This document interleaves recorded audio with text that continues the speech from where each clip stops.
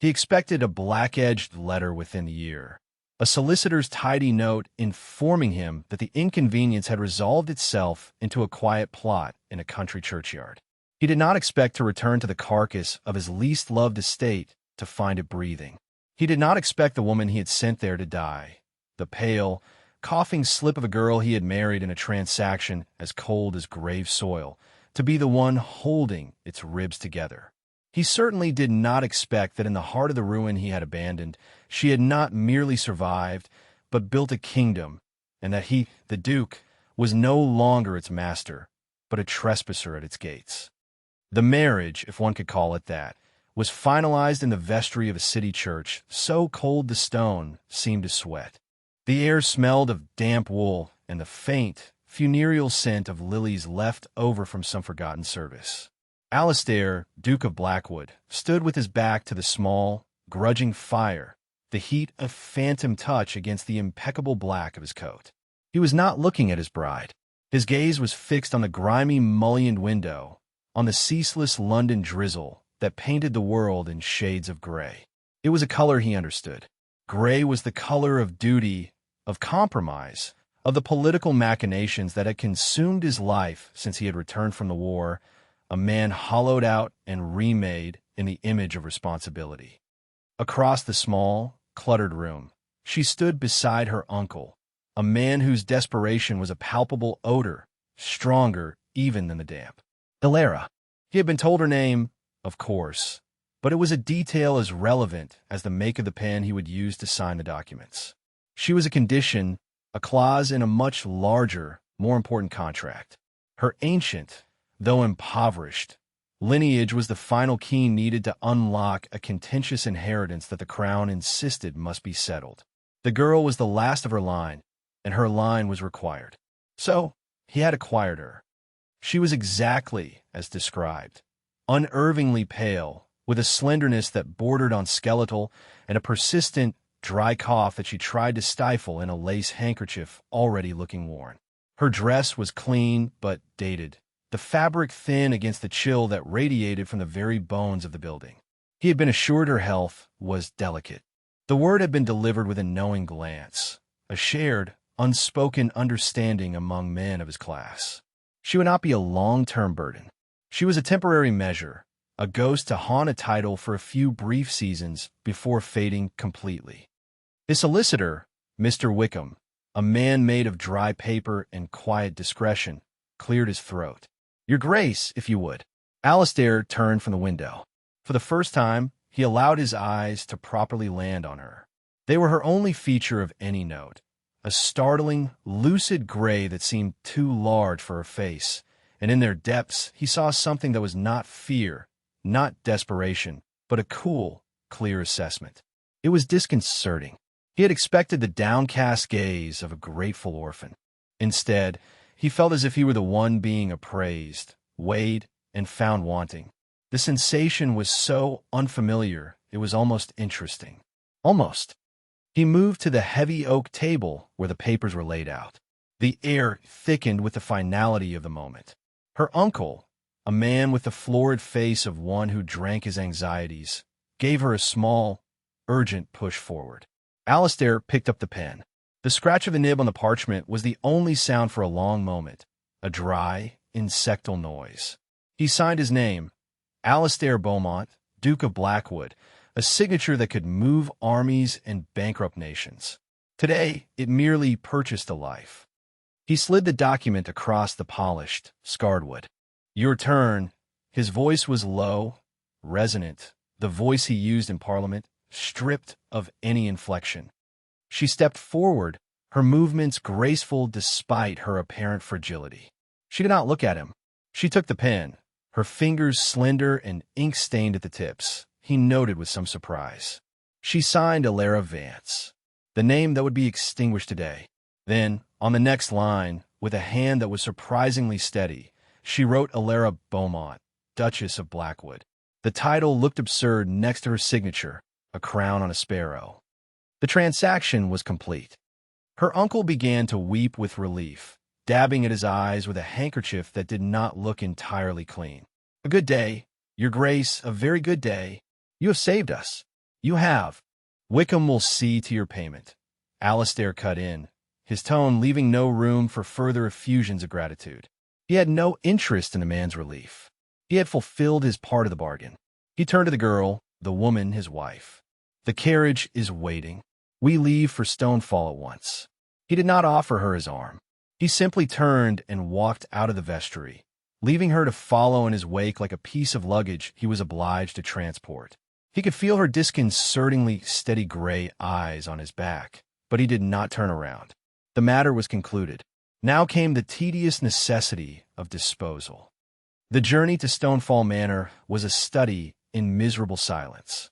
The carriage, though well-sprung and bearing the ducal crest, seemed to amplify the profound cold that had settled deep in Alastair's bones.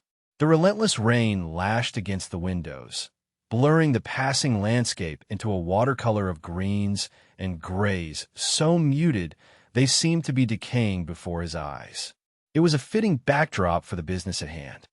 He sat opposite his new Duchess, a dark, immovable shape in his corner.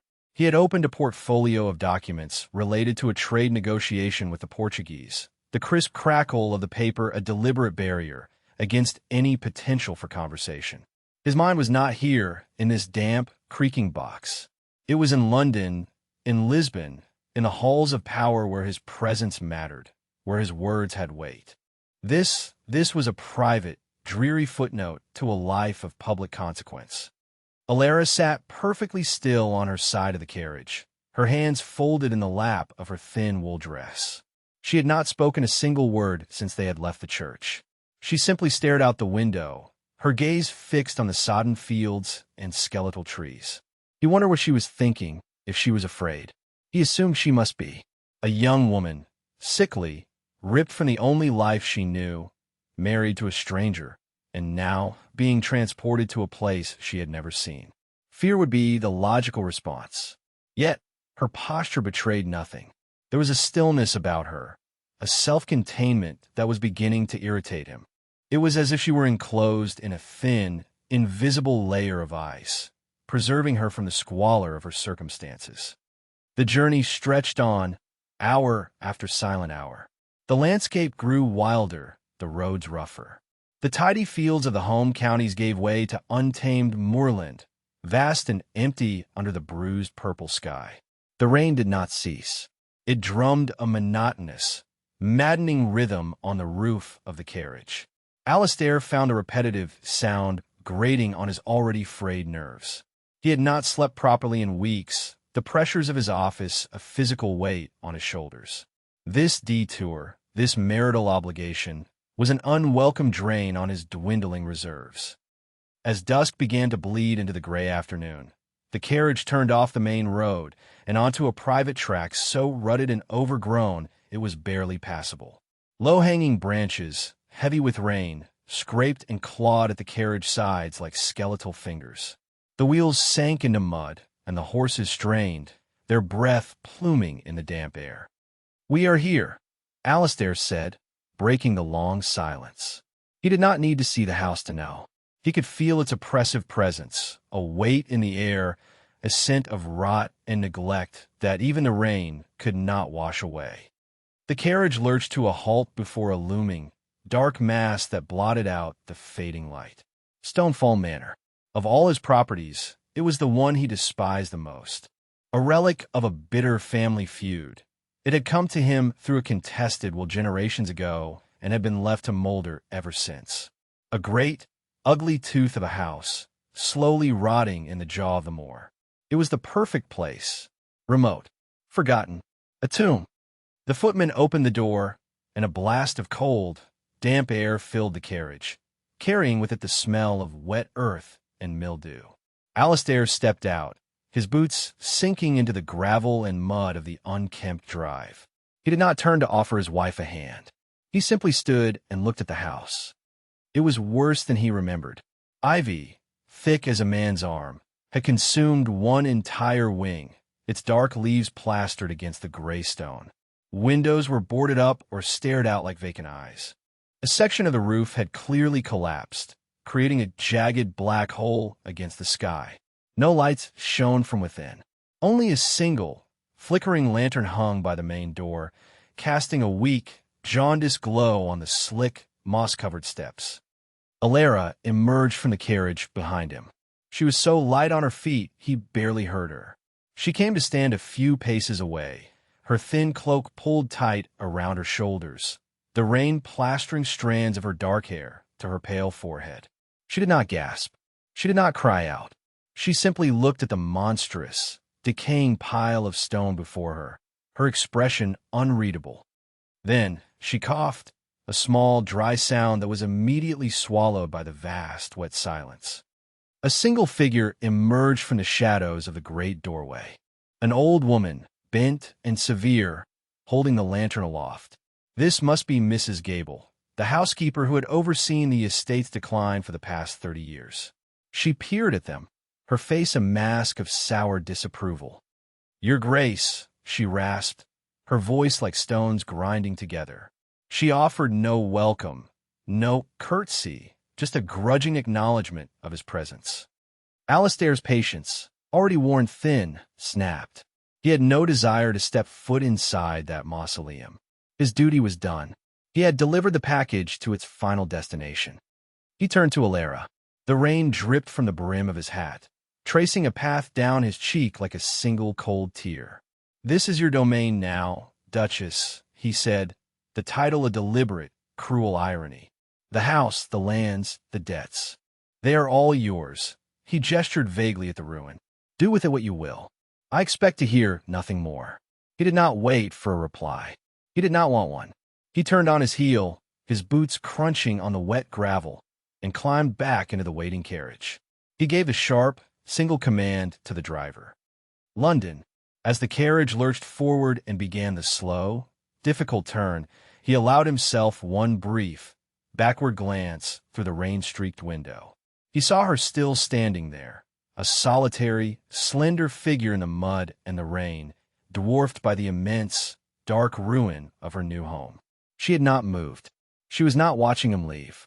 Her gaze was fixed on the house. He did not look back again. He settled into the corner, pulled the collar of his coat up against the pervasive chill, and opened his portfolio.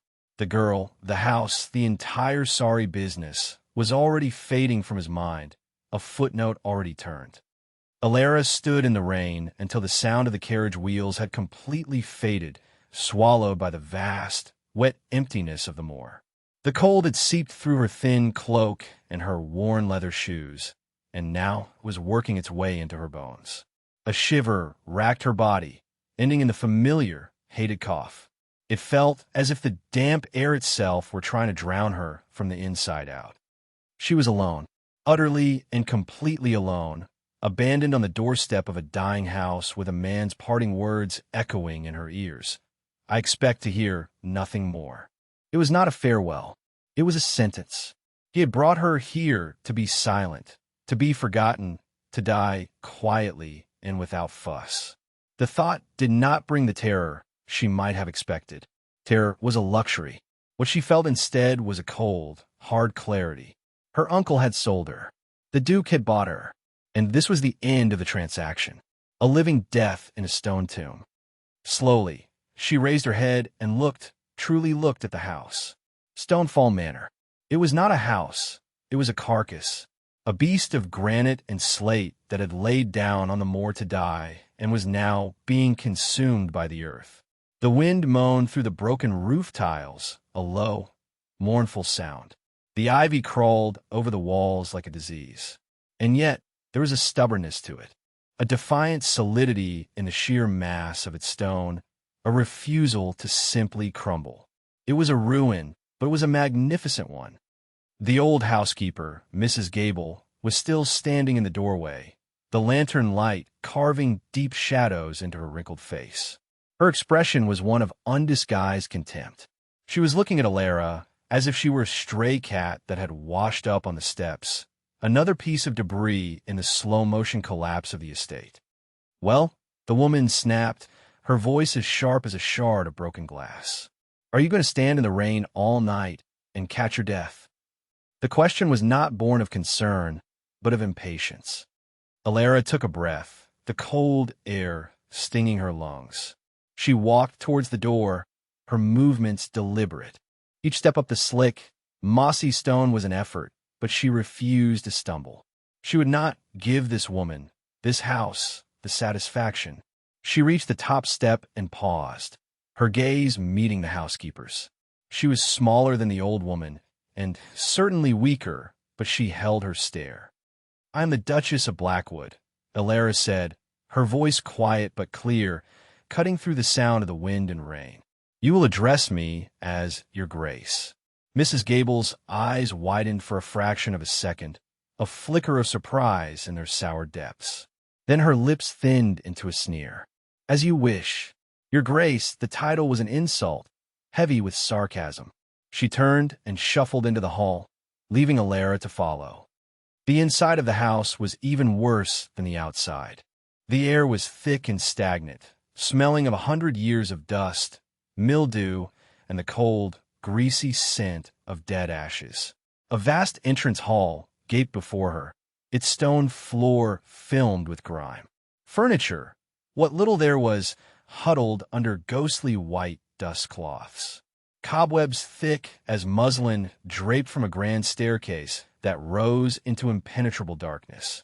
The only light came from the housekeeper's lantern and a few stray drafts that made the cobwebs dance. It was colder inside than it had been out in the rain. This was not a house. It was a crypt. "The Duke left no instructions," Mrs. Gable said, her voice echoing in the cavernous space. "Save that you were to be accommodated." The word hung in the air, ripe with insinuation. "The West Wing is closed. Has been for 20 years. Roof's gone. The staterooms are shut up. Dry rot. The East Wing is habitable, in a manner of speaking." She led the way, her lantern casting long, distorted shadows that leaped and writhed on the walls. They passed doorways that gaped like open mouths, revealing rooms filled with darkness and the shapes of shrouded furniture. The silence was profound, broken only by the drip, drip, drip of water from some unseen leak. The room Mrs. Gable led her to was at the far end of a long, drafty corridor. It was large and high-ceilinged, with a cavernous, empty fireplace and a tall window that was black with the night. A four-poster bed, its hangings faded and torn, dominated the space. The air was frigid and smelled strongly of damp plaster. "This was the late Duke's grandmother's room," the housekeeper announced, setting the lantern on a rickety table. "It has a view of the gardens, or what's left of them." She looked Alara up and down, a slow, insolent appraisal. "There's 2 maids left, and the groundsman, Thorne, and cook. That's all. Supper is broth, if cooks manage to get the fire lit. Don't expect much." With that, she turned and left, pulling the heavy door shut behind her. The latch clicked with a sound of utter finality. Alara was left in the near darkness, the single lantern flame a tiny, fragile point of light in an ocean of cold and shadow. She walked to the bed and touched the coverlet. It was clammy, imbued with a deep, permanent dampness. She could feel the cold radiating from the mattress beneath. Sleeping in this bed would be like sleeping in a grave. A wave of exhaustion so profound it was like a physical blow washed over her. The journey, the cold, the sheer, overwhelming hopelessness of it all. Her legs felt weak. Her chest ached. She sank onto the edge of the bed, her body trembling. The cough came again, harder this time, a dry, racking spasm that stole her breath. She pressed her handkerchief to her lips, her shoulders hunched. This was it. This was the place he had chosen for her. A cold room, a damp bed, a hostile keeper. It was all perfectly designed to nurture the weakness in her lungs, to encourage the quiet, tidy death he so clearly expected. For a long moment, she simply sat there, letting the despair wash over her. It would be so easy to give in, to lie down in this damp bed, pull the clammy sheets over her head, and let the cold and the sickness do their work. It was what everyone expected. It was what she was for. But then, something else stirred within her. A flicker of defiance, small and stubborn as a winter weed forcing its way through frozen ground. She thought of her uncle's relieved, weeping face. She thought of the Duke's cold, dismissive back as he walked away from her in the rain. They had written her off. They had buried her alive. A cold, white-hot fury, an emotion she had not allowed herself to feel in years, burned through the fog of despair. She would not. She would not die to make their lives more convenient. She stood up, her spine straight. She looked around the grim, cold room, her eyes adjusting to the gloom. This was not a tomb. It was a challenge. He had given her a ruin. He had given her nothing. And with nothing, she had nothing left to lose. The first week was a descent into a gray, shivering hell. Alara was confined to the damp bedroom, her body succumbing to the chill that was the very soul of Stonefall. The cough that had been a mere punctuation mark in London became a constant, hacking torment. A fever bloomed behind her eyes, making the world swim. Mrs. Gable would appear twice a day with a bowl of thin, greasy broth and a jug of lukewarm water, her presence a silent, gloating testament to Alara's decline. She was a vulture, patiently waiting. The two maids, young girls named Mary and Jane with frightened, perpetually cold faces, would scurry in to build a pathetic fire in the great, drafty hearth. They used damp wood that hissed and smoked, filling the room with acrid fumes but providing no real warmth. The heat was sucked up the cavernous chimney, leaving the room as frigid as before. Alara spent her days and nights huddled under a pile of musty blankets, shivering, the damp sheets clinging to her skin. She was living the death that had been planned for her. She drifted in and out of feverish haze. In her lucid moments, she would listen to the house. It was a living entity, groaning and sighing around her. She heard the ceaseless drip of water, the scrabble of rats in the walls, the mournful howl of the wind in the eaves. The house was trying to digest her, to break her down and absorb her into its own decay. On the seventh day, something shifted. The fever broke in the dead of night, leaving her drenched in sweat, but with a mind that was startlingly, icily clear. She lay in the dark, listening to the rain lashing against the window, and she knew, with an absolute certainty, that if she spent one more day in this bed, in this room, she would die. The thought was not frightening. It was a simple, practical fact. And Alara, for all her supposed delicacy, was a creature of practicality. Her life had been a long lesson in survival, in making do, in finding the one small advantage in a sea of overwhelming odds. When the gray morning light finally filtered through the grimy window pane, she pushed herself up. Her body was weak, her muscles ached, but her will was a rod of iron. She swung her legs out of the bed, her bare feet recoiling from the freezing floorboards. Shivering, she pulled on her worn woolen dress over her nightgown, her fingers clumsy with cold. She stood in the middle of the room, a frail, ghostly figure in the half-light, and she made her first decision as the mistress of Stonefall. It was not a grand proclamation. It was a simple, defiant act of self-preservation. She would not stay in this room. She walked to the door and pulled it open. The corridor outside was a river of cold air.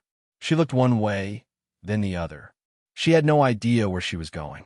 She simply started walking, one hand trailing against the damp, peeling wallpaper to steady herself. She was searching, not for help, not for comfort, but for a chink in the armor of this house's decay, a place that was not actively trying to kill her. She found it 3 doors down, a much smaller room, clearly meant for a lady's maid or companion. It was dusty and filled with discarded furniture, but it had 2 things her grand, funereal chamber did not: a small, efficient-looking fireplace and a window that faced south. Even on this overcast day, the light in the room was brighter, less oppressive, and the air, while still cold, lacked the tomb-like dampness of her own room. She went back to her chamber. She took the single, thin blanket from her bed and dragged it, along with her pillow, into the smaller room. It was a pathetic little hoard of possessions. She dropped them on the dusty floor. Then she went in search of a staff. She found the 2 maids huddled in a small alcove off the main hall, trying to mend a sheet. They looked up at her approach, their eyes wide with alarm, as if they were seeing a ghost. "I am moving my things," Alara announced, her voice raspy but firm. The girls stared at her, uncomprehending. For the small room. The south-facing one, 3 doors down, she clarified. I want that room cleared. I want the furniture moved out. I want the floor scrubbed. And I want a fire built in that fireplace. A proper fire.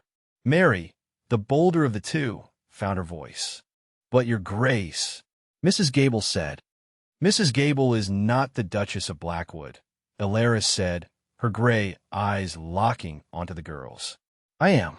Now do as I say. For a moment, there was a silent battle of wills. The girls were terrified of Mrs. Gable, but there was something in Elara's gaze, a glint of steel they had never seen before, that was more compelling than their fear. Mary gave a small, jerky nod. That was the turning point. It was a tiny victory, a microscopic shift in the balance of power, but it was everything. While the maids, moving with a fearful, newfound purpose, began to clear the small room, Elara continued her exploration. She found the kitchens, a vast, stone-flagged cavern in the bowels of the house. A stout, red-faced woman, the cook, was stirring a pot over a fire that was, for once, large and hot. The air here was warm and smelled of simmering onions. It was the first truly warm place Elara had found in the entire house. She also found the library. The door was stuck fast, but by putting her entire, frail weight against it, she managed to force it open with a groan of protest. The room was a disaster. Books lay in moldering piles on the floor, their leather bindings split and peeling. A fine layer of dust and plaster dust covered everything. But the shelves, from floor to ceiling, were still filled with books. And in the center of the room, under a shroud of cobwebs, was a huge, solid mahogany desk. Here, in this room of decaying knowledge, she found her first real weapon. Tucked away in a locked drawer of the desk, which she jimmied open with a letter opener, she found them, the estate ledgers. For the next month, Elara did not act like a dying woman. She acted like a general preparing for a long siege. The small south-facing room became her headquarters. She had the maids move the great desk from the library into it, a Herculean task that took them an entire day. She slept on a small cot in the corner, but she lived at that desk. By the light of hoarded candles, she pored over the ledgers. They told a story of catastrophic neglect. Decades of it. The estate was hemorrhaging money. Farms lay fallow. Cottages were derelict. Rents went uncollected. But as she read, she also began to see a different story. The land was good. The tenant farms, though neglected, were extensive. There were vast tracts of woodland that had not been properly managed in a century. Stonefall was not worthless. It was dormant. Her first act was ruthless. She drew up a list.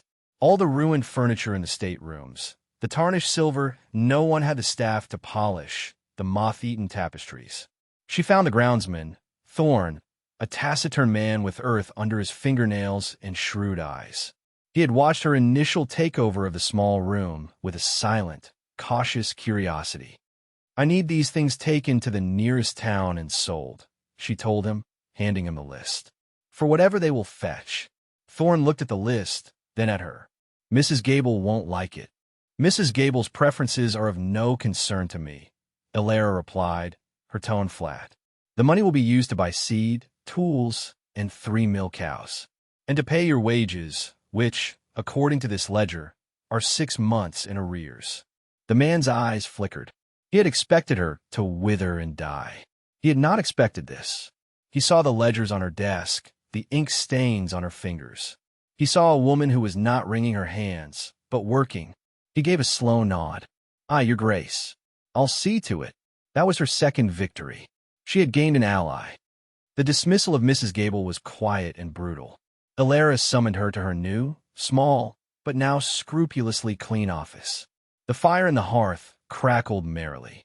The room smelled of beeswax and drying herbs, which Elara had instructed the maids to hang from the rafters. "Your services are no longer required," Elara said without preamble, not looking up from the account book she was writing in. The old housekeeper was speechless for a moment. You can't," she sputtered. "I have served this house for 30 years. You have presided over its decay for 30 years," Elara corrected, finally lifting her gaze. Her eyes were as cold and hard as river stones. "You have been paid for your neglect. Now you will leave. Thorn will take you to the village in the morning." She went back to her books. The interview was over. Mrs. Gable stood there, her face mottled with fury, but she knew she was beaten. The power in this house no longer resided with her. It sat behind that desk, in the form of a pale, quiet woman who was turning Stonefall inside out. With the proceeds from the sale, meager as they were, the reclamation began in earnest. Alara didn't try to restore the whole house. That would be folly. Instead, she consolidated. She had Thorn and a hired man from the village board up the entire derelict West Wing. They sealed off the grand, rotting staterooms. She declared 2/3 of the house dead and focused all her resources on making a small portion of it alive. The kitchens, the servants' hall, her small office, and a handful of bedrooms in the East Wing. She put everyone to work. The maids were no longer just dusting. They were learning to make soap, to preserve vegetables, to mend clothes properly. Cook, freed from the oppressive gloom of Mrs. Gable and fueled by a steady supply of ingredients, began to produce miracles: fresh bread, hearty stews, even small cakes. The smell of life, of baking, of wood smoke, of simmering stock, began to push back against the scent of decay. Alara herself worked alongside Thorn in the walled garden. It was a jungle of weeds and thorns, but under his guidance, she learned to dig, to plant, to feel the rhythm of the earth. The physical labor was grueling. It made her ache, but it also did something else. The clean air, the sun on her back, the simple, honest work of turning soil, it was a better tonic than any doctor could have prescribed. Her cough, while not gone, became less frequent. A faint touch of color appeared in her cheeks. She was still slender, still pale, but she no longer looked like a ghost. She looked like a gardener. She leased out the fallow farmland to a cooperative of local farmers for a small but steady income. She sold the logging rights to a section of the overgrown forest with the condition that the timber company replant as they went. She learned about crop rotation, about animal husbandry, about drainage and quarrying stone. Her hands became calloused. Her dresses were often smudged with dirt or ink, but her mind had never been sharper. By the time the first snows of winter fell, 6 months after her arrival, Stonefall was transformed, not into a palace, but into a fortress, a warm, well-fed, functional sanctuary against the wildness of the moor and the harshness of the winter. Smoke plumed from 2 chimneys now, a steady, confident signal of life. The drive was cleared, the main gates repaired. The walled garden was put to bed for the winter under a neat blanket of mulch, but the cold frames were full of hardy greens.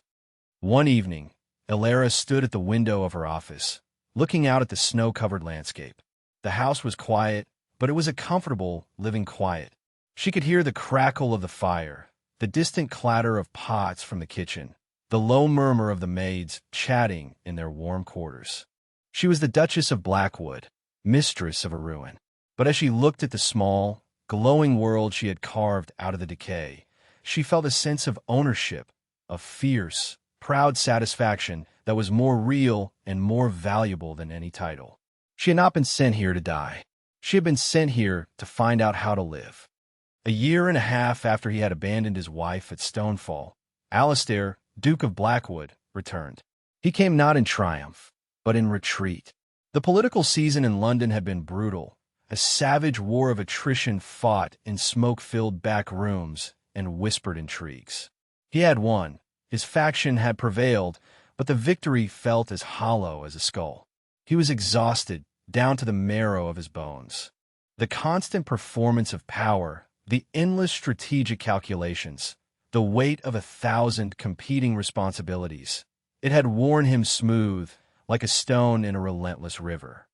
He craved silence, not the polite quiet of his London townhouse, but a profound, absolute silence, the silence of the grave. And so, his mind, circling like a tired bird, had settled on Stonefall. He remembered the oppressive stillness of the place, the scent of decay, the finality of it. He had sent his inconvenient duchess there to be swallowed by that silence. Now, he found himself seeking it for his own respite. He had not thought of her in months. After the first few, he had simply assumed the black-edged letter had been lost in the post, or that his solicitor, in his infinite discretion, had simply handled the matter without troubling him. The woman, Alara, had become a non-entity, a problem solved and forgotten. He was not returning to see her. He was returning to the tomb he had provided for her, seeking a few weeks of its dead peace before the demands of his world reclaimed him. His journey north was a mirror of the one before, but this time he was alone. The rain was a constant companion, drumming on the roof of his traveling coach. He slept for most of the journey, a deep, dreamless sleep of pure exhaustion.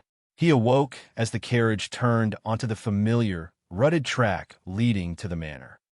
The first sign that something was wrong, or rather, not as he expected, was the gate. It stood open, but it was upright. He remembered a broken, sagging thing, half swallowed by thorns. This gate was solid, free of rust, hanging straight on its hinges. A minor detail, perhaps the work of a diligent groundsman before he, too, had finally given up and left. But then came the drive. It was not a morass of mud and weeds. The gravel was raked, the overhanging branches trimmed back. It was tidy. The sight was so incongruous with his memory of the place that he sat up straighter, a flicker of unease stirring in the pit of his stomach. And then the house itself came into view. Alistair stared, his mind refusing to process what his eyes were seeing. He had been expecting a carcass. He was prepared for further collapse, more decay, the final surrender of the house to the elements. What he saw was impossible. It was still a gaunt, formidable pile of stone, but it was no longer a ruin. The thick mantle of ivy had been stripped from the east wing, revealing the clean, hard lines of the stonework beneath. The vacant, boarded-up windows had been replaced with glass that glinted in the watery afternoon light. And from two of the chimneys, two thin, confident plumes of pale gray smoke rose into the damp air. The carriage pulled to a stop. The air no longer smelled only of rot and wet earth. Underneath those familiar scents, there was something else. Wood smoke. And something fainter, cleaner, was it rosemary? He stepped out of the carriage, his boots landing on firm, well-tended gravel. He looked at the front door. The wood had been scrubbed, the brass knocker polished to a dull gleam. The entire facade of the east wing, the habitable part, looked cared for, maintained, alive. A man came around the side of the house, a pruning saw in his hand. He was a sturdy, weathered man with calm, knowing eyes. Alistair recognized him as Thorn, the groundsman. The man did not bow or scrape. He simply stopped and looked at the Duke, his expression neutral. "Your Grace," Thorn said. It was not a question. "What is this?"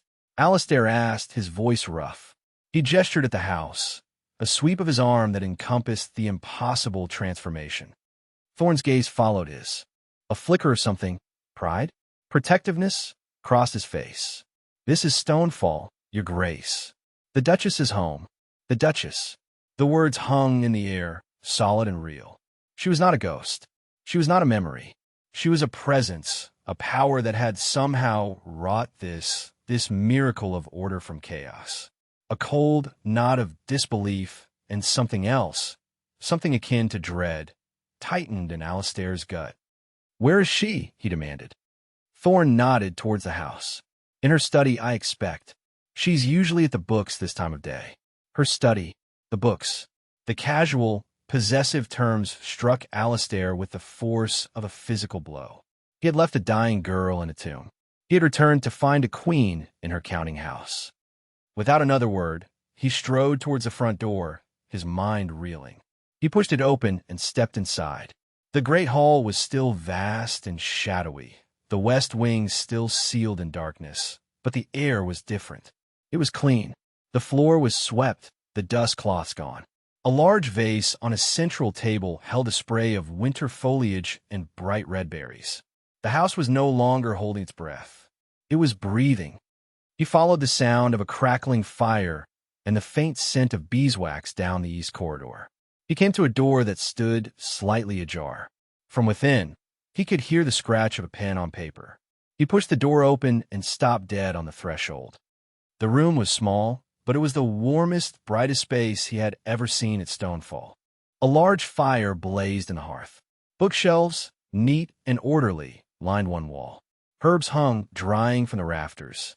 And in the center of the room, at a massive mahogany desk that was covered in ledgers and papers, sat a woman. It was her, Alara, but it was not the woman he remembered. The skeletal fragility was gone, replaced by a lean, wiry strength. Her pale skin was no longer translucent, but held a healthy, if faint, glow. Her hair was pulled back simply from her face, and her dress was a practical, dark wool, its cuffs stained with ink. She was not beautiful in the conventional drawing room sense. She was magnificent. She was bent over a ledger, her brow furrowed in concentration, a force of pure, focused will. She must have sensed his presence, for she looked up. Those startling gray eyes, as clear and cool as he remembered, met his across the room. There was no fear in them, no surprise, only a flicker of something. Annoyance? Resignation.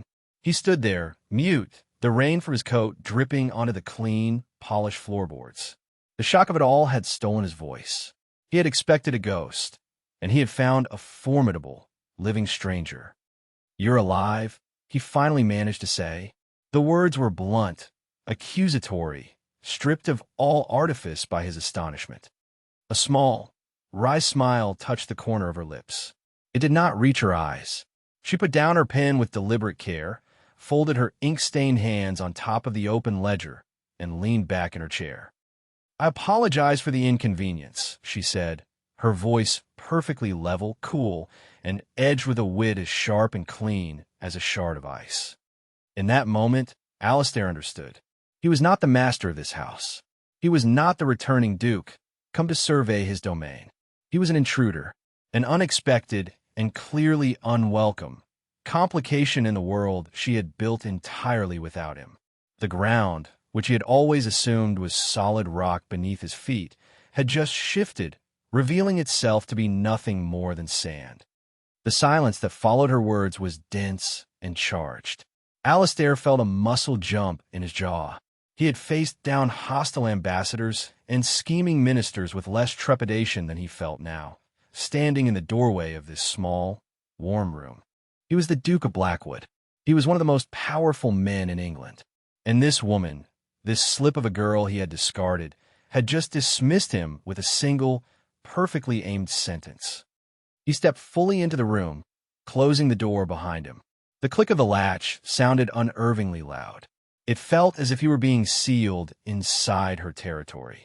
He took off his wet greatcoat and draped it over the back of a chair, a clumsy, unthinking gesture.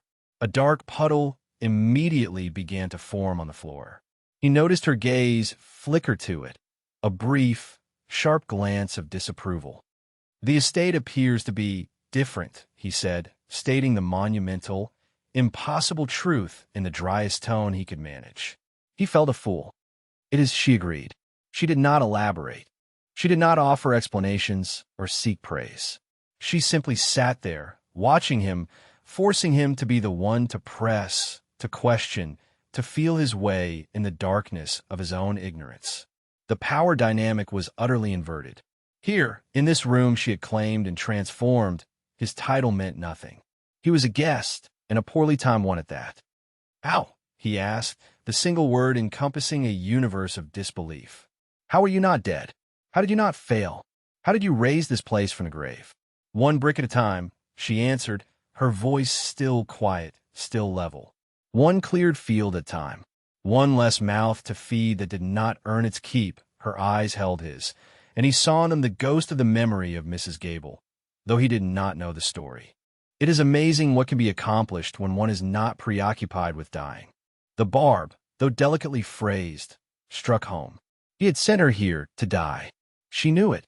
She was reminding him of it, not with anger or histrionics, but with the cold, hard fact of her survival, of her triumph. He walked over to the fire, drawn by the warmth, needing a moment to regroup. He stared into the flames, his back to her. "I received no word," he said, as if that excused his assumptions. "I was not aware I was required to report on my continued existence," she replied from behind him. "Your final instructions were, if I recall correctly, I expect to hear nothing more. I am a very obedient wife, Your Grace." The dry, cutting irony in her use of his title was exquisite. He turned from the fire to face her again. He saw the ledgers on her desk, the neat stacks of papers, the maps of the estate with certain areas marked and annotated. This was not a hobby. This was a business. She was running Stonefall. "These are the estate books?" he asked, gesturing towards the desk. "They are my books," she corrected him gently. "The estate, as you left it, was a fiction of debt and decay. These accounts reflect reality. What we own, what we earn, what we can afford. We." The word landed with quiet force. It referred to her and the handful of staff she commanded, the small, loyal garrison of her fortress. It did not include him. Just then, there was a light tap at the door. Before Alara could answer, it opened, and the young maid, Mary, entered carrying a tray. She stopped short upon seeing Alistair, her eyes widening in fright. "Your Grace," she stammered, dropping into a panicked curtsy that nearly sent the tray flying. Alara's voice cut through the girl's fear, calm and reassuring. "It's all right, Mary. Just put on the side table." The maid scurried over, her eyes fixed on the floor, and placed the tray down. It held a pot of tea, a cup, and a plate with a slice of what looked like seed cake. She then turned and fled the room, as if the devil himself were at her heels. Alara watched her go with a fond, exasperated sigh. Then she looked at Alistair. "You frighten them. They are not used to dukes." "They seem to know who you are," he countered, an edge to his voice. "They know me as the woman who pays their wages on time and ensures there is wood for the fire," she said simply. "Loyalty, I have found, is a very practical matter." She poured a cup of tea, the steam rising in the warm air. She did not offer him any. She took a sip, her gaze never leaving his over the rim of the cup. The challenge was implicit. He was the Duke. This was his house. But the tea, the fire, the wages, the loyalty, it was all hers. He had the title. She had the power. He had no place here. He was a relic of the old order, a ghost from a past this house had already shed. "I require a room," he said, the words coming out more like a demand than a request. It was an assertion of his rights, a desperate attempt to reclaim some sliver of authority. "Of course," she said smoothly, placing her cup down. "The east wing is the only part of the house that is habitable. Mary will show you to the chamber opposite mine. It is small, but it is clean and dry. I believe you will find it a considerable improvement on the rest of the property." The chamber opposite mine. She was placing him, housing him, arranging him as she would a piece of furniture. The humiliation of it was a sharp, bitter taste in his mouth. He, who arranged the lives of thousands, was being managed. "I will be staying for several weeks," he stated, trying to sound as if this had been his plan all along. "As you wish," she replied, her expression unreadable. She picked up her pen again, a clear dismissal. "If you will excuse me, Your Grace, the sun will be down in 2 hours. I have the week's accounts to finish." She bent her head to the ledger, the line of her neck elegant and strong. The interview was over. He was left standing in the middle of her warm, bright room, a stranger in his own house, feeling the cold seep back into his bones despite the roaring fire. He had come seeking a tomb, and instead he had stumbled into a fiercely guarded, thriving hive. And its queen had just made it abundantly clear that he was an unwelcome drone. The days that followed were a quiet, brutal education in his own irrelevance. Alistair found himself adrift in the world Alara had created. The small staff, from Thorn the groundsman to cook in the kitchens, treated him with a terrified, formal deference that was a far more effective barrier than open hostility. They answered his questions with a polite, "Yes, Your Grace," or "No, Your Grace," but their eyes would flicker towards Alara for confirmation. Their loyalty was not to his title, but to her. She was the sun around which their small, functional world revolved. He was a cold, distant moon. He watched her. He had nothing else to do. His exhaustion had given way to a restless, baffled energy. He saw her rise before dawn to walk the grounds with Thorne, discussing crop rotation or the state of a drainage ditch. He saw her in the kitchens, not as a duchess making a grand tour, but as a manager, tasting the broth, inspecting the larder, discussing the week's menus with Cook. He saw her spend hours at her desk, her brow furrowed over maps and figures, her pen scratching ceaselessly. She was not playing at being a lady of the manor. She was working, harder than he had ever seen anyone of her class work in his life. She, in turn, largely ignored him. She was not rude. She was simply occupied. At meals, which they took in a small, formerly disused breakfast room she had reclaimed, she was civil but distant. She would ask if he had everything he required, her tone the same she might use with a visiting solicitor. Then she would turn her attention to a report from one of the tenant farmers or a list of supplies she had drawn up. The silence between them was not comfortable. It was a vast, empty space he did not know how to cross. He felt his authority, the bedrock of his entire existence, eroding with each passing hour. He was used to giving orders and having them obeyed instantly. Here, he had no orders to give. The machine of the estate was running perfectly without him. What could he command? That a roof be mended? It was already mended. That a field be plowed? It was already plowed. To demand anything would be to reveal his own ignorance of the systems she had put in place. He was a king in exile in his own kingdom. One afternoon, driven by a combination of boredom and a desperate need to assert himself, he went to the library. He found it transformed. The moldering piles of books were gone. The shelves were organized, the floor swept clean. He ran a finger along a shelf. It came away clean. He pulled out a volume on Roman history. The pages were dry, the binding treated with oil. Someone, she, had undertaken the monumental task of saving his family's library. The discovery should have pleased him. Instead, it felt like another quiet reproach. He tried to re-engage with the world he had left behind. He had brought a dispatch box with him, full of letters and government papers. He sat in the library, attempting to lose himself in the familiar world of politics and power. But the words seemed flat, the intrigues petty and distant.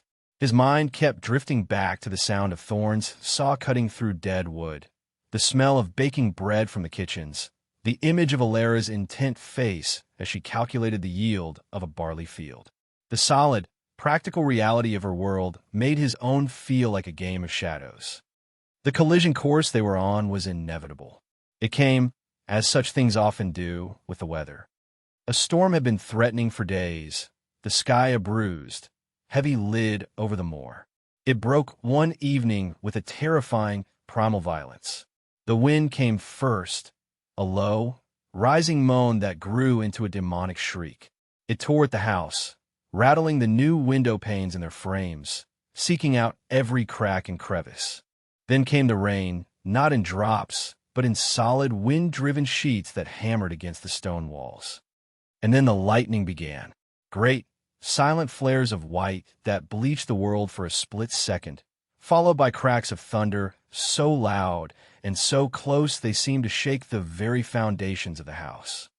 They were in the small dining room, finishing a silent supper. With the first deafening clap of thunder, Alistair froze. His fork clattered onto his plate. The blood drained from his face. He was no longer in a small, warm room in the north of England. He was back on the fields of Cotter Bras, the air thick with gunpowder and the screams of men and horses. The sound of the thunder was the sound of cannon fire, a relentless, earth-shattering barrage. His heart hammered against his ribs, a frantic, trapped bird. Cold sweat beaded on his forehead. The walls of the room seemed to be closing in, the air growing thick and unbreathable. "Your Grace." Alara's voice came from a great distance. He could not answer. He pushed his chair back, the legs scraping harshly on the floor. He had to get out. He had to get away from the sound. He stood, knocking his chair over, and stumbled towards the door, his movements stiff, uncoordinated. Another flash of lightning lit the corridor outside, followed instantly by a crack of thunder that felt as if it had split the sky directly over the house. Alistair cried out, a raw, involuntary sound torn from his throat. He staggered back, his hands coming up to cover his ears, a useless gesture. The carefully constructed facade of the Duke of Blackwood, the cold, controlled politician, had shattered. In his place was a terrified soldier, reliving the worst day of his life. He was vaguely aware of Ilara moving, of her coming to stand before him. He flinched away from her touch. "Don't," he gasped, his voice ragged. "Don't touch me." He stumbled blindly down the corridor, away from the small pocket of light and warmth, towards the dark, cavernous heart of the house. He didn't know where he was going. He was just trying to escape the noise, the memories, the overwhelming, suffocating panic. He found himself in the great, cold entrance hall, the thunder echoing like monstrous footfalls in the darkness. He sank to the floor, curling in on himself, his back pressed against the cold stone wall, a man utterly broken. Ilara watched him go, her heart pounding. She had seen that look before, not on a duke, but on broken men who had returned from the war, their eyes haunted by things they could not unsee. The unshakable Duke of Blackwood, the man who had dismissed her with such cold authority, was terrified. The storm had breached his defenses and found the raw, gaping wound beneath. Her first instinct was pity. Her second was a cold, pragmatic assessment of the situation. A man in his state was a danger to himself. She could not leave him cowering in the dark. He was her husband. He was in her house. He was, however unwelcome, her responsibility. She did not go after him immediately. Pity was useless here. Coddling would be worse. What he needed was not a soft hand, but an anchor, something solid to hold onto in the torrent of his own mind. She went back to the dining room, her movements swift and purposeful. She picked up the decanter of brandy from the sideboard. Then she went to her study and retrieved a thick, heavy blanket from the chest by the fire. Armed with these practical tools, she went in search of him. She found him exactly where she expected to find him, huddled on the floor of the vast, dark entrance hall like a lost child. The lightning flashes illuminated him in stark, momentary relief, a crumpled figure of black wool against the pale stone. He was trembling violently, his hands still pressed to his ears. She did not speak. She did not try to soothe him with empty words. She walked over to him, her footsteps steady on the stone floor. She knelt beside him, not too close, and draped the heavy blanket over his shoulders. It was an act of pure, impersonal care. The blanket was warm from the fire, and it smelled of wood smoke and dried lavender. He flinched at the weight of it, a choked sound escaping his lips. But he did not throw it off. She sat back on her heels, waiting. The storm raged outside. Another crash of thunder rolled through the hall. He shuddered, a full-body tremor. "The stone of this house is 2 feet thick," she said, her voice calm and low, pitching it just to be heard over the wind. It was not a comforting platitude. It was a statement of fact. It has stood for 300 years. It has weathered worse storms than this. The sound cannot get in. He did not respond, but his hands lowered slightly from his ears. "This is not cannon fire," she continued, her voice steady, practical. "It is thunder. It is water and electricity in the sky. It cannot hurt you here. You are inside. You are safe." She uncorked the brandy decanter and poured a generous measure into the cup from the dinner tray, which she had also brought. She held it out to him. "Drink this." He stared at the cup as if he did not know what it was. His hands were shaking too much to take it. She moved closer, her movements slow and deliberate, and guided the cup to his lips. "Drink," she repeated, her tone now carrying a quiet command. He obeyed. He took a long, shuddering swallow of the brandy. The fiery liquid seemed to shock him, to jolt him back into his own body. He coughed, then took another drink, draining the cup. He leaned his head back against the wall, his eyes closed. The trembling began to subside, replaced by a deep, shuddering exhaustion. The silence in the hall stretched between them, punctuated by the fury of the storm outside. "I have not slept through a storm in 10 years, he said at last, his voice a raw whisper. It was a confession, a crack in the marble facade, revealing the flawed, human man beneath. Ilara did not offer sympathy. Sympathy would make him feel weak, and he already felt weak enough. She offered practicality. "The storm will last for most of the night," she said. "You cannot stay here. You will catch a chill." She stood up and held out a hand to him. "Come." He looked at her hand, then up at her face, barely visible in the gloom. In her calm, steady gaze, he saw not pity, but strength, a quiet, unyielding competence. She was not trying to save his soul. She was trying to get him out of a draft. The sheer, grounding practicality of it was more comforting than any tender words could ever have been. He took her hand. Her fingers were cool and strong. He allowed her to pull him to his feet. He was unsteady, his legs weak, but he did not pull away. He let her lead him, like a patient being led by a nurse, back down the corridor, away from the echoing darkness of the hall and towards the small, certain light of her study. She did not take him to his room. She took him to hers, the heart of her fortress. And for the first time since he had returned to England from the war, Alistair allowed someone else to be in control. She led him into the study and closed the door, shutting out the worst of the storm's fury. The room was an island of warmth and light.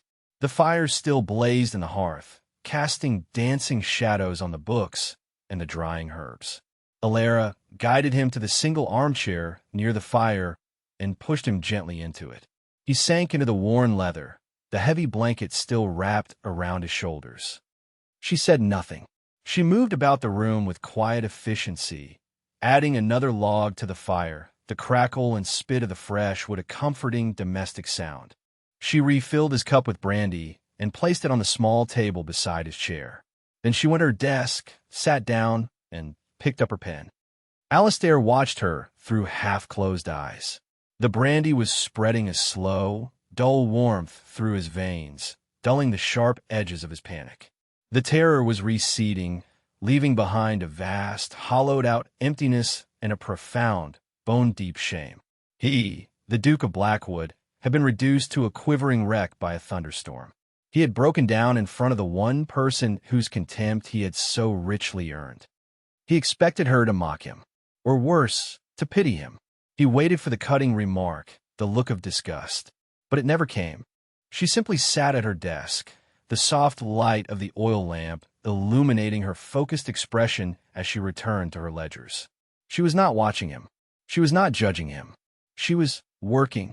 She was treating his complete psychological collapse as a temporary interruption, like a sudden draft from an open window, now closed. The sheer normalcy of her behavior was disorienting. It was also, he realized with a jolt, exactly what he needed. She was not indulging his weakness. She was ignoring it, and in doing so, she was granting him the space to put himself back together. She was offering him the dignity of her disregard. The storm continued to rage, but here in this room, its power was diminished.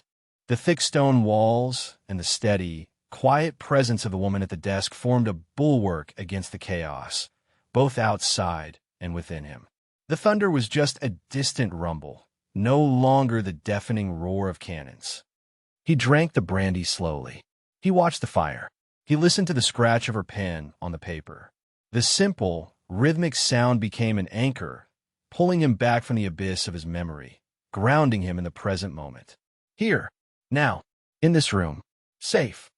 An hour passed, or perhaps it was 2. Time seemed to have lost its meaning. The storm began to abate, the thunder retreating into the distance, the wind's shriek lowering to a mournful sigh. The house fell into a deep quiet. Alara finally put down her pen. She stretched, rubbing the back of her neck. She looked over at him. Her expression was calm, her gray eyes clear. "The worst of it is over," she said. It was a simple statement of fact. "Yes," he replied, his voice still hoarse. She stood up and came over to the fireplace. She poked the embers, sending a shower of sparks up the chimney. She did not look at him. "The accounts are a mess," she said, her voice conversational. "The previous steward was either a fool or a thief. Probably both. The drainage in the north pasture is completely blocked. If we don't clear it before the spring thaw, we'll lose the whole field to marsh." He stared at her. She was talking about drainage, about accounts. She was talking to him as if he were a colleague, a partner in her struggles. She was not asking about his terror, about the war, about the demons that had him cowering on the floor. She was offering him a way back, not through emotion, but through practicality. I froze, he said, the admission costing him more than he could have imagined. The noise, it sounded like. I know what it sounded like, she cut in, her voice still quiet, but with a new firmness. She finally turned to look at him. My father was a captain in the Navy. He came back from a battle off the French coast with one good arm and a tendency to mistake the slamming of a door for a cannonade. I know. There was no pity in her eyes. There was understanding, a shared, second-hand knowledge of the damage that war inflicted. She was not seeing him as a weak duke. She was seeing him as a man who had been broken in a way she recognized. You need to sleep, she said, her tone shifting back to the practical. Not in your room. It's on the north side. You'll hear the wind all night. You can sleep here. She gestured to the worn sofa against the far wall. It's not a proper bed, but it's warm. He, the Duke of Blackwood, was being offered a sofa in his wife's study. A year ago, the insult would have been unimaginable. Now it felt like an act of profound, almost unbearable kindness. And you? He asked. This is my room, she said simply. I will be fine in my chair. He started to protest, the ingrained habits of his rank and gender rising to the surface. But the words died in his throat. He had no right to protest. He had no right to demand anything of her. He was the supplicant here. Thank you, he said. The words were inadequate, but they were all he had. She gave a small, almost imperceptible nod. She took a spare pillow and another blanket from the chest and placed them on the sofa. Then she went back to her chair, pulled a shawl around her shoulders, and closed her eyes. Alistair sat in the armchair for a long time, watching her. She was not asleep. He could tell by the tension in her shoulders. But she remained still, granting him the illusion of privacy. He finally rose, his limbs stiff, and moved to the sofa. He lay down, pulling the blanket over him. The sofa was lumpy, the pillow thin, but the blanket was warm, and the air smelled of fire and books in her. He lay on his back, staring up at the shadowed ceiling. The Duke of Blackwood, sleeping on a sofa. He should have felt humiliated. Instead, for the first time in a decade, he felt something akin to peace. The storm outside had passed, and for a few blessed hours, so had the one inside. He was not a duke. He was not a politician. He was just a man, being sheltered from the night by the quiet, unexpected strength of the woman he had sent away to die. And, as sleep finally claimed him, his last conscious thought was that her quiet, competent presence was the most solid thing he had felt in a very long time. In the quiet gray light of dawn, a new dynamic was born. Alistair awoke stiff and disoriented on the sofa, the heavy blanket tangled around his legs. The fire had burned down to glowing embers, and the room was cool. Alara was gone from her chair. For a panicked moment, he thought she had left him, that the shared vulnerability of the night had been a dream. Then he heard a soft clatter from the corner of the room.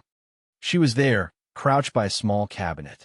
She had already dressed in her usual practical wool dress. She was making tea on a small spirit lamp, her movements economical and precise. The familiar, domestic ritual was so at odds with the drama of the previous night that it felt surreal. She looked up and saw he was awake. "Good morning," she said, her tone neutral, as if it were the most normal thing in the world for him to be sleeping on her sofa. "There is tea." He sat up, running a hand through his disheveled hair. He felt exposed, raw. He began, not knowing what to say. Apologize? Explain? Thank her again.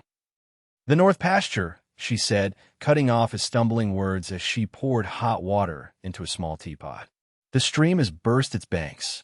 Thorn is already there, but the culvert is blocked with debris from the storm. It will take more than one man to clear it before the whole field floods." It was not an accusation. It was not a request. It was a statement of a problem that needed solving. It was an invitation, a test. He understood. She was offering him a way to repay his debt, not with words, but with action. She was offering him a chance to be useful. "I have some experience with field engineering," he said, the word surprising even himself. It was true. In the army, he had overseen the building of trenches, bridges, diversions. It was a practical, physical knowledge he had not used in a decade. She looked at him over her shoulder, a flicker of something unreadable in her eyes. "I'm aware," she said. "I read your service record. It was in the papers your solicitor left." Of course she had. She had read everything. She knew him better than he knew himself, it seemed. "The boots you are wearing are for London pavements," she said, turning back to the tea. "They will be ruined in a matter of minutes.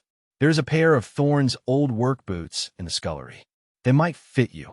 An hour later, Alistair was standing in the middle of a sodden field, mud sucking at the ill-fitting borrowed boots, the cold morning air sharp in his lungs. The sky was a clean-swept gray, and the air smelled of wet earth. Thorne was there, his face grim as he surveyed the muddy, spreading water that was creeping across the pasture. Alara stood on a small rise, her cloak wrapped around her, her expression focused. She was not directing, but observing, assessing. "The blockage is here," Thorne said to Alistair, pointing with a shovel to a stone culvert where a mess of branches, rocks, and mud had formed a solid dam. "The water's backing up fast." Alistair surveyed the scene, his mind slipping into a familiar, practical groove. This was a problem he understood. It was about leverage, angles, and brute force. It was blessedly simple. "We need to break the center of the jam first," he said, his voice taking on a new, confident authority that had nothing to do with his title. "If we can create a channel, the force of the water will help us clear the rest. We need a lever." For the next 3 hours, the Duke of Blackwood worked. He waded into the icy, knee-deep water, his fine trousers soaked and muddy. He worked alongside Thorne, using a long, sturdy fence post as a lever, straining against the stubborn blockage. His muscles, long softened by a life of paperwork and politics, screamed in protest. His hands, accustomed to holding a pen, were raw and scraped. He did not notice. He was lost in the pure, physical reality of the task. The feeling of the wood under his hands, the resistance of the debris, the rush of cold water against his legs. It was real. It was tangible. He was not debating a bill or negotiating a treaty. He was fighting a flood. Section Alara watched from the rise. She saw the shift in him. The hollow-eyed, exhausted politician was gone. In his place was a competent, powerful man, his body moving with an economy and purpose she had not seen before. He was not giving orders as a duke. He was working as part of a team, his voice calm and clear as he directed Thorne, his own body straining with the effort. Finally, with a great, groaning crack, the key log in the jam shifted. The dam broke.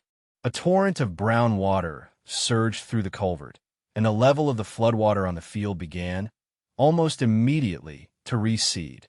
Alistair stood, leaning on the post, breathing heavily, soaked and covered in mud from head to foot.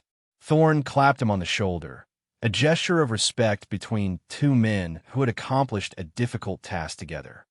"Well done, Your Grace," the groundsman said, and for the first time, the title held no irony or fear. It was just a name. Alistair looked up at the rise where Alara was standing.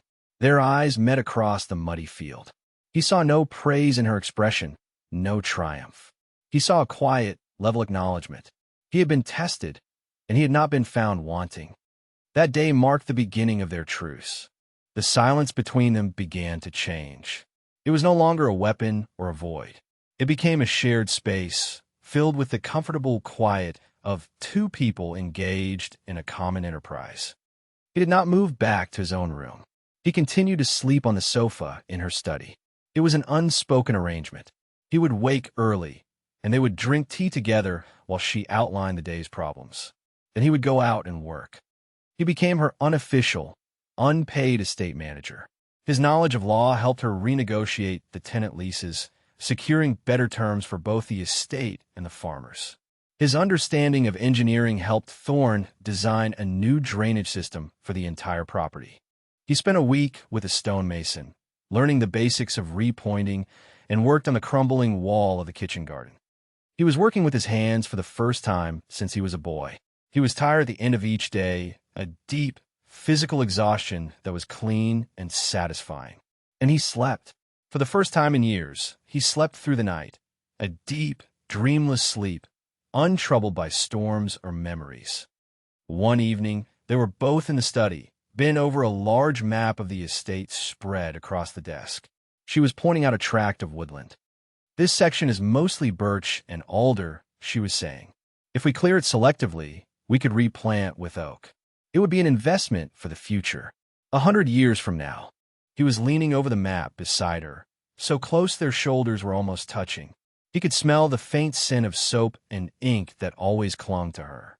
He looked at her hand, her long, slender fingers tracing the lines on the map. Her fingernails were short and clean, but the skin of her knuckles was chapped from outdoor work. On an impulse, he reached out and laid his hand over hers on the map. It was not a romantic gesture. It was not a gesture of possession. It was an anchor, a simple, physical acknowledgement of their shared space, their shared work. 100 years, he said, his voice quiet. I have never planned for anything 100 years from now. His life had been a series of immediate crises, of short-term gains and political survival. She did not pull her hand away. She simply left it there, under the warmth and weight of his. "This land thinks in centuries," she said. "I am learning to do the same." They stood like that for a long moment, their hands together on the map, the fire crackling in the hearth, the comfortable silence of the house wrapped around them. He was no longer a duke in exile. She was no longer a prisoner.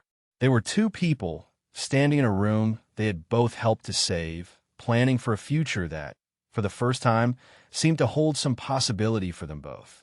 They were, he realized with a sense of profound shock, becoming partners. The fragile peace they had built was shattered by the arrival of a horseman. He came at a full gallop up the newly raked drive, his mount lathered, the man himself splattered with the mud of a hard ride. He wore the livery of a royal courier. The outside world, which Alistair had almost managed to forget, had come to reclaim him. Alara saw him first from the window of her study. She and Alistair had been going over the final tallies from the autumn harvest, a quiet satisfaction settling between them at the neat columns of figures that spoke of a small, hard-won profit. The sight of the courier was like a stone thrown through the calm surface of a pond. She felt an immediate, visceral clenching in her gut. The warmth and ease of the past few weeks evaporated in an instant, replaced by a familiar, cold dread. Her defensive walls, which she had so cautiously, so tentatively begun to lower, slammed back into place. Alistair had seen him too. He stood and went to the window, his face hardening, the lines of the politician and the Duke re-emerging from beneath the guise of the country landowner. The transformation was instantaneous and complete. He was no longer the man who had mended a stone wall with her that morning. He was the Duke of Blackwood again, and his world had come calling. "I will see to it," he said, his voice clipped and formal. He turned and strode from the room without another glance at her. Alara remained at the window, her hands clenched into fists at her sides. She watched as Alistair met the courier on the steps. The man bowed low and handed him a heavy, sealed dispatch. Alistair broke the seal and read, his expression grim. He asked the courier a few sharp questions, then dismissed him. The man was led away by Thorne to the kitchens, to be fed before his return journey. Alistair stood on the steps for a long time, the dispatch in his hand, staring out at the gray, empty moor. He was no longer looking at his home. He was looking towards London. Alara knew, with a certainty that was a cold, sharp pain in her chest, that he would leave. Of course he would leave. This interlude, this strange, quiet truce, had been nothing more than a convalescence for him. A brief respite before returning to his real life, his real duties. She had been a fool to think it could be anything more. She had been a fool to let him into her fortress, to let him sleep by her fire, to let her hand rest under his on a map. She turned from the window, her face a pale, composed mask. She began to tidy the papers on her desk, her movements precise and mechanical. She was preparing for his departure. She was preparing to be alone again. The thought should not have hurt. Being alone was her natural state. It was safe, but it did hurt. It hurt with a sharp, terrifying intensity. When he re-entered the study, she did not look up. She continued to stack the papers, her focus absolute. "I assume you will be leaving at first light," she said, her voice cool and formal. The voice of the Duchess of Blackwood addressing her duke. It was the voice she had used when he first arrived, a shield to protect the vulnerable woman beneath. He was silent for a long moment. She could feel his eyes on her, but she refused to meet his gaze. "It is a summons from the king," he said finally, his voice quiet. "The coalition government is on the verge of collapse. He is demanding my presence to mediate." "Of course," she said, still not looking at him. "Your duty calls." The words were polite, correct, and utterly devoid of emotion. She was giving him an easy exit. She was showing him that she expected nothing else. "Alara." He said her name, and the sound of it, quiet and urgent, made her flinch. She finally stopped her pointless shuffling of papers and looked at him. He was standing in the middle of the room, the dispatch hanging limply from his hand. He looked lost. The iron mask of the Duke had slipped, and she could see the man from the storm, the man who had worked beside her in the mud, his face torn with indecision. "My duty," he began, then stopped. He looked around the room, at the fire, at the books, at the desk that was the heart of their shared world. He looked at her. "For my entire life, my duty has been a simple, brutal equation. God, king, and country. An abstract concept I served out of obligation, out of a hollowed-out sense of responsibility." He took a step towards her. "I came back here seeking an ending, a quiet place to rest before the next battle. I found this." He gestured around the room again. "I found work that mattered. I found soil and stone. I found quiet." He was standing before her desk now. He looked down at the dispatch in his hand, a summons from the most powerful man in the kingdom. He looked at it as if it were a piece of filth. "This," he said, holding up the paper, "is a demand from a world of shadows and lies. It is a call back to a life that is no longer mine. My king is a fool, and my country is a nest of vipers fighting over scraps. That is not my duty anymore." And then he did something that made her heart stop. He walked to the fireplace, crumpled the royal dispatch in his fist, and tossed it into the flames. The wax seal melted, the paper curled, blackened, and was consumed by the fire. A command from the king, turned to ash in a matter of seconds. It was an act of treason. It was an act of absolute, irrevocable choice. He turned back to her, his face illuminated by the firelight, his eyes burning with an intensity she had never seen before. "My duty is here," he said, his voice low and rough with emotion. "To this land, to this house. It is the only thing I have ever helped to build instead of destroy." He took another step until he was close enough to touch. He reached out, not to her hand this time, but to her face, his calloused fingers gently cupping her jaw. "My duty is to you." He searched her eyes, his own vulnerable, stripped of all artifice. "You are my home, Alara." The words, so simple, so direct, shattered the last of her defenses. The ice that had encased her heart for a lifetime cracked and melted in the face of his raw, astonishing declaration. He was not declaring love in the flowery, poetic sense. He was declaring something far more profound, more real. He was declaring his allegiance. He was choosing her. In this life they had stumbled into together, over everything he had ever known. A single tear, the first she had shed since she was a child, escaped and traced a hot path down her cheek. He caught it with his thumb. She did not speak. Words were inadequate. Instead, she leaned into his touch, a small, trusting movement that was a complete surrender and a profound victory all at once. She closed her eyes, and for the first time, she did not feel alone. He drew her in, his arms wrapping around her, holding her close. She was so slender, yet she felt as solid and real as the stone walls of the house around them.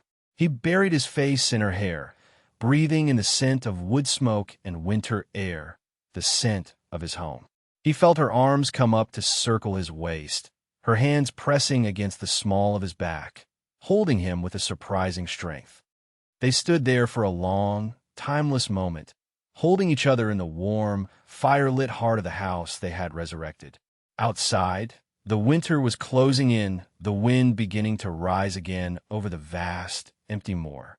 But inside, in the fortress they had built brick by brick, ledger by ledger, Act by act of shared, practical grace, they were no longer two separate, broken people. They were a single, solid unit. A permanent fixture against the coming cold, in a house that was no longer a tomb, but a place fiercely, stubbornly, and completely alive. And finally, wholly whole,